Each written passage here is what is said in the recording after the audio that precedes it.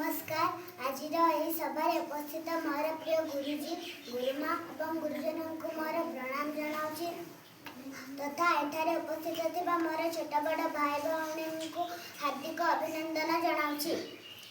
आज हूँ जनवरी मास 26 तारीख जहाँ को सारा भारत वर्ष रे साधारणतंत्र दिवस रूपे पालन करा जाउछि।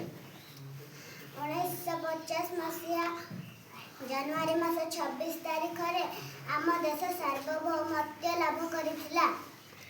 जदियो भारत माता 1947 मसीहा अगस्त मास 15 तारीख रे स्वाधीनता लाभ करिथिला, तथापि आमे प्रकृत रे आजिर दिन रे ही क्षमतार उपभोग करिथिलु। आज आम संविधान प्रणयन होइथिला। संविधान हेउछि आम देशर आत्मा, जहाँ पाई जड़े साधारण व्यक्ति ठारू आरंभ करी प्रत्येकटी व्यक्ति निजर अधिकार को उपभोग करुअछि।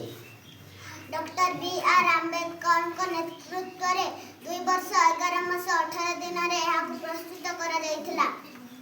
तेणु डॉक्टर बी.आर. आंबेडकर को संविधान रे जनक बोली कहा जाए। संविधान आमको समान अधिकार, स्वाधीनता और न्याय देछि। यह सहित देश प्रति कर्तव्यबोध मध्य सिखाइछि। मो मतरे गणतंत्र अधिकार हेउछि गणतंत्र केवल मताधिकार नुहे बरं सचेतन सुनागरिक हेबा। आजिर एही दिवस रे आमे संकल्प नेबा, आमे समस्त भल नागरिक हेबा, संविधान को सम्मान देबा तथा समाजर शेष पहाचरे थिबा नागरिकों को मध्य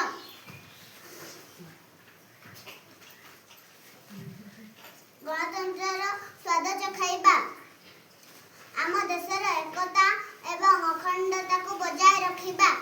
आजिर एही दिवस रे मते किछि कहिबार सुयोग मिलिथिबारु मु निजको धन्य मन करूछि एवं समस्त को धन्यवाद अर्पण करी मु मोर वक्तव्य को एठारे समाप्त करूछि।